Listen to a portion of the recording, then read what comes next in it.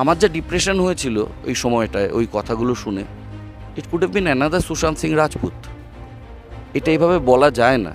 যে ছেলেটা 2008 সালে অ্যাজ এ হিরো হিসাবে এই বেঙ্গলি ইন্ডাস্ট্রিতে আসে এবং তার প্রথম ছবিটাই ব্লকবাস্টার হয়, যার নাম ছিল চিরদিনই তুমি যে আমার। এই মুভিটার মাধ্যমেই তিনি ইন্ডাস্ট্রিতে প্রথম এসেছিল এবং মুভিটা পুরোপুরিভাবে ব্লকবাস্টার হয়েছিল। সেই মুভিটার পরই রাহুল ব্যানার্জির যে ইমেজটা তৈরি হয়েছিল, একটা হিরোইক ইমেজ, সেই ইমেজটা কিন্তু আজকের দিনে দাঁড়িয়ে তার কিন্তু আর নেই। এখন তিনি বেশিরভাগ চরিত্রে হয় সাইড রোল নানে ছোট কোনো চরিত্রে তিনি অভিনয় করে এবং এই মুভিটা সাকসেসফুল হওয়ার পরে রাজ চক্রবর্তী তার নামে একটা অনেক বড় অ্যালিগেশন লাগায়, মানে তিনি নাকি একটা ডিসঅনেস্ট অ্যাক্টর, সেটা তিনি বড় বড় নিউজ চ্যানেলের মাধ্যমে বলেছিল এবং এই কথাটার পরে তাদের দুজনের মধ্যে কন্ট্রোভার্সির সৃষ্টি হয়।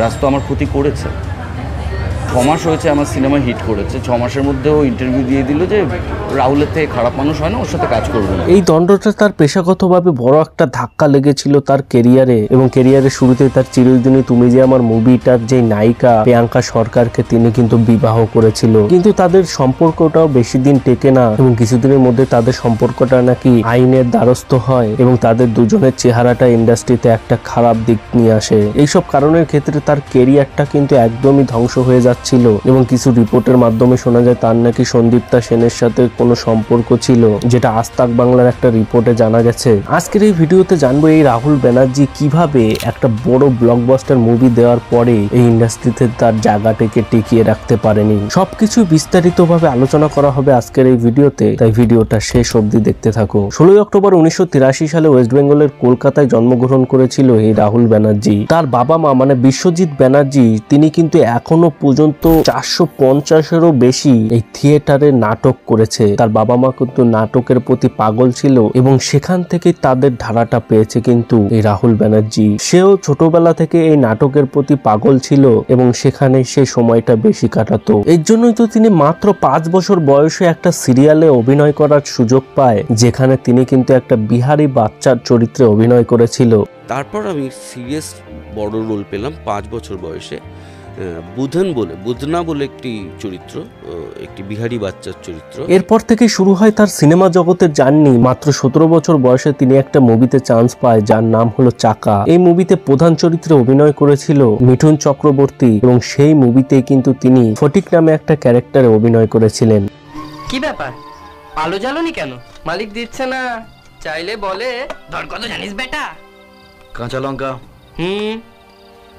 পেঁয়াজও এনেছি। মানে মাত্র 17 বছর বয়স থেকেই কিন্তু তিনি এই মুভি জগতে পা রেখেছিল। এইসব মুভি করার সাথে সাথে তিনি কিন্তু অনেক সিরিয়ালেও চান্স পেতে থাকে, যেমন ধরো 2006 থেকে 8 অব্দি চলেছিল খেলা, মোহনা, তুমি আসবে বলে। এরই মাঝে তিনি একটা মুভিতে চান্স পায় যার নাম হলো চিরদিনই তুমি যে আমার, যেখানে ডিরেক্টরটাও নতুন ছিল যার নাম রাজ চক্রবর্তী এবং তিনি কিন্তু একজন নতুন লোককে নেওয়ার কথা ভেবেছিল। প্রথমে কিন্তু এই মুভিটার জন্য সিলেক্ট করা হয়েছিল ঋত্বিক চক্রবর্তীকে, কিন্তু তারপরে তিনি রাহুল ব্যানার্জিকে এই রোলটার জন্য সিলেক্ট করে এবং সেটা তো একটা হিস্টোরি তৈরি হয় যে প্রথমে এসেই কিন্তু একটা ব্লকবাস্টার মুভি দেয়। 1 কোটি টাকা বাজেটের মুভি সেই সময় 9 কোটি টাকা বক্স অফিসে কালেকশন করে এবং মুভিটা ব্লকবাস্টার হয়। এবং মুভিটা 6 মাস পরেই তার সাথে রাজ চক্রবর্তীর একটা দ্বন্দ্ব শুরু হয়ে যায়। মানে রাজ চক্রবর্তী একটা ইন্টারভিউতে এসে ডাইরেক্ট বলে দেয় যে রাহুল ব্যানার্জি নাকি ডিসঅনেস্ট অ্যাক্টর। তারপরে রাহুল ব্যানার্জি একটা ইন্টারভিউতে এসে বলে যে কখনো কি যে একটা নতুন অ্যাক্টরকে এই অনলাইনে এসে তার নামে এরকম বাজে কথা বলা উচিত? এটা কখনোই বলা উচিত না। আমারও তো সেই সময় মনে হচ্ছিল যে আমার সাথে মনে হয় ওই সুশান্ত সিং এর সাথে যা হয়েছে সেটাই হচ্ছে। আমি এখনো বড় ডিরেক্টরদের সাথে কাজ করি, কেউ ফর ওয়ান্স আমাকে ডিসঅনেস্ট বলেন। উনি একটি সর্বাধিক প্রচারিত দৈনিকে একটি নিউ কামারের সম্বন্ধে এই কথাটি বলে দিলেন। আজকে যদি আমার চারপাশে আমার বাবা মা না থাকতো, আমি যদি এই শহরটাতে একা থাকতাম, গ্রামের একটা ছেলে হয়ে একা এসে স্ট্রাগল করতাম, আমার যা ডিপ্রেশন হয়েছিল ওই সময়টায় ওই কথাগুলো শুনে, it could have been another Sushant Singh Rajput. এবং সেই মুভিটার প্রত্যেকটা গানই তো প্রচুর পরিমাণে চলেছিল, যেমন উলাল্লা, বাতাসে গুনগুন, পিয়ারে পিয়ারে, ঝিরি ঝিরি, প্যান্টে তালি। ভালোবাসা কেন এত অসহায়,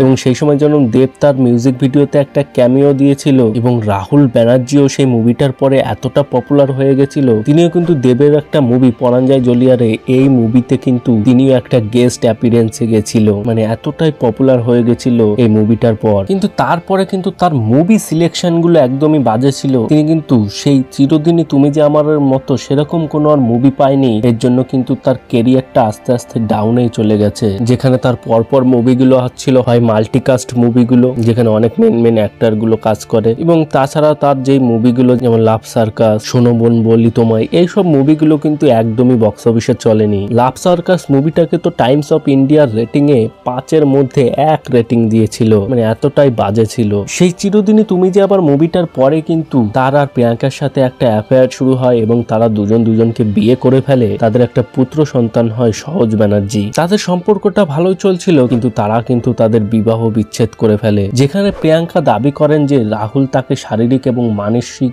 হয়রানি করেছিল, তিনি আরো দাবি করেন যে তিনি তার পুত্র সহজের জন্য 1 কোটি টাকা ভরণ পোষণ দাবি করেছেন। এই অভিযোগে মিডিয়ায় ব্যাপক আলোচনার জন্ম দিয়েছিল। যদিও রাহুল এই অভিযোগে অস্বীকার করেন এবং দাবি করেন যে প্রিয়াঙ্কার ভরণ পোষণের দাবি অতিরঞ্জিত। তিনি বলেন যে তার ব্যক্তিগত জীবন নিয়ে মিডিয়ায় আলোচনা তাকে প্রভাবিত করে না এবং তিনি শুধু একজন ভালো বাবা হতে চান। এইসব কন্ট্রোভার্সির কারণে কিন্তু অ্যাজ এ অ্যাক্টর হিসেবে তার কেরিয়ারেও কিন্তু অনেকটা ইফেক্ট হয়। 2018 সালে কিন্তু তারা আইনি পদক্ষেপ নেয় এবং সোশ্যাল মিডিয়ায় এটা একটা অনেক বড় শিরোনাম হয়ে থেকে যায়। এর জন্য তো তিনি অর্ধাঙ্গিনী সিরিয়াল থেকে বাদ পড়ে যায়, যেটা 2018 সালে স্টার জলসায় ধারাবাহিক অর্ধাঙ্গিনী একটা পপুলার সিরিয়াল চলছিল, সেখান থেকে বাদ হয়ে কিন্তু অন্য অভিনেতা যেমন জিতু কামালকে নেওয়া হয়। মানে টাইমস অফ ইন্ডিয়ার একটা নিউজে লেখা আছে, যেখানে তারা দাবি করেছিল যে তিনি নাকি ওই অর্ধাঙ্গিনী সিরিয়ালের শুটিং এ সেটে অনেক দেরি করে আসতো তার ব্যক্তিগত জীবনের এই সমস্যার জন্য। এর জন্যই নাকি তিনি এই সিরিয়াল থেকে বাদ পড়েছিল। এবং তারপরে তার সাথে সন্দীপ্তা সেনের একটা সম্পর্কের গুঞ্জন শোনা যায়, যেটা রাহুল ব্যানার্জির ইনস্টাগ্রামের একটা পোস্ট থেকেই কিন্তু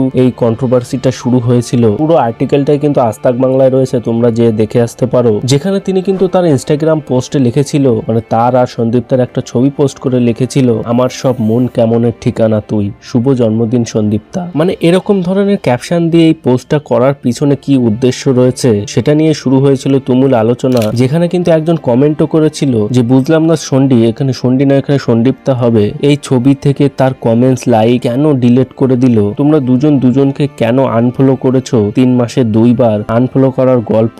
তার থেকে বড় কথা হলো সন্দীপ্তা এবং রয় রূপমা কেন আনফলো করলো? তোমাদের সমস্যাটা কাকে নিয়ে? এবং আরেকজন তো কমেন্ট করে, now this is clear, he don't deserve to Priyanka. তার সম্পর্কে টানাপোড়ানের সাথে সাথে আস্তে আস্তে তার সিরিয়াল বলো বা তার মুভি বলো সবকিছু থেকে কিন্তু তিনি বেরিয়ে যাচ্ছিল সেই সময়টায়। এবং তার কেরিয়ারের ডাউনফলের আরো কিছু কারণ হলো তার মুভিগুলো নির্বাচনের সীমাবদ্ধতা। রাহুল অভিনয় প্রায়শই রোমান্টিক বা পারিবারিক ধরনের চরিত্রে সীমাবদ্ধ ছিল। তিনি খুব কমই চ্যালেঞ্জিং বা ভিন্ন ধরনের চরিত্র, যেমন নেতিবাচক চরিত্র বা অ্যাকশন হিরোতে দেখা গেছে তাকে। এটা তার অভিনয়ের পরিধি প্রসারিত করতে বাধা দিয়েছিল। চিরদিনই তুমি যে আবার বা 2012 সালের প্রতিদ্বন্দ্বী এর মতো ছবি কিছু সফল হলেও তার অনেক ছবি আছে যেগুলো কিন্তু বক্স অফিসে একদমই পারফরমেন্স করেনি। এবং অর্ধাঙ্গিনী সিরিয়াল থেকে বাদ হয়ে যাওয়া এটাও কিন্তু অনেক বড় একটা কারণ হয়ে দাঁড়িয়েছিল তার কেরিয়ারের দিকে। এবং দ্বিতীয় নম্বরে আছে টলিউডের প্রতিযোগিতা। যেমন ধরো দেব, জিৎ, অঙ্কুশ হাজরা এবং ইয়াশ দাশগুপ্তর মতো অভিনেতারা বাণিজ্যিক ভাবে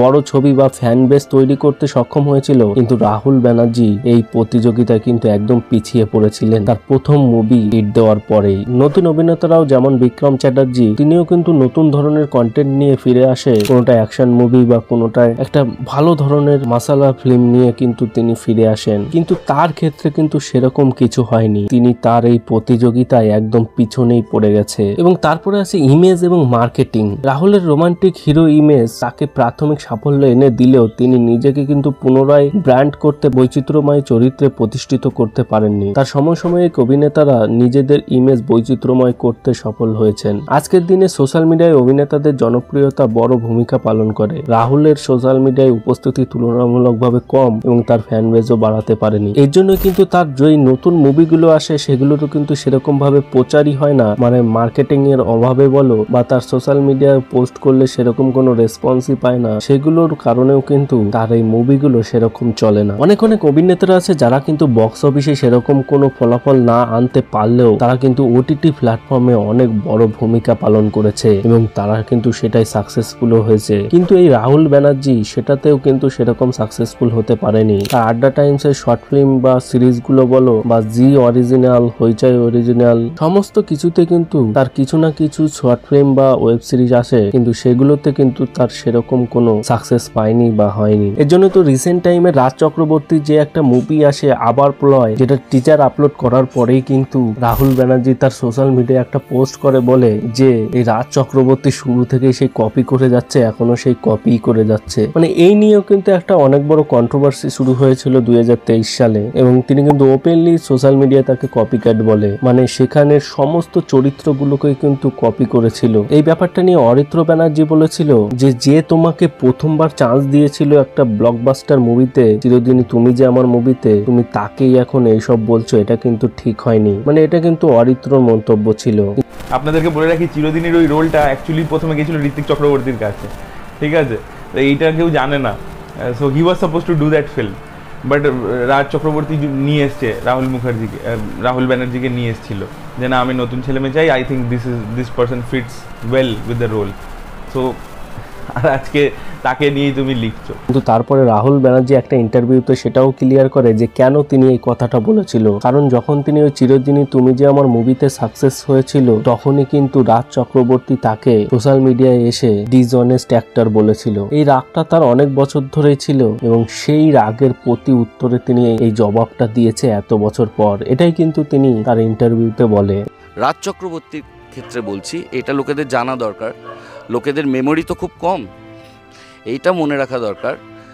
2008-এ আমাদের 15ই আগস্ট ছবি রিলিজ করে। 2009 জানুয়ারিতে উনি সর্বাধিক প্রচারিত যে দৈনিক, আমরা সবাই জানি কি দৈনিক সেটা, তাতে একটি ইন্টারভিউ দেন যে রাহুল একটি ডিসঅনেস্ট ছেলে, রাহুল অত্যন্ত খারাপ একজন মানুষ, ওকে তো আমি নেবই না কোনো দিন, আমি চাইবো না কেউ নিক, এই মর্মে একটা ইন্টারভিউ দেন। এবং এইভাবেই এত কন্ট্রোভার্সি এবং তার মুভি সিলেকশনের কারণে কিন্তু তার এই অ্যাজ এ লিড হিরোর জার্নিটা একদমই নিচের দিকে চলে যায়। এটাই ছিল তার ডাউনফলের কিছু কারণ। এই রাহুল ব্যানার্জির ব্যাপারে তোমাদের কি মতামত রয়েছে কমেন্ট বক্সে অবশ্যই জানাও। ভিডিওটা ভালো লেগে থাকলে একটা লাইক করে দিও, চ্যানেলে নতুন হলে সাবস্ক্রাইব করে নোটিফিকেশন অল করে দিও, যাতে ভিডিও আপলোড করলে সবার আগে পৌঁছে যায় তোমাদের কাছে। দেখা হচ্ছে পরের এক নতুন ভিডিওতে। বাই।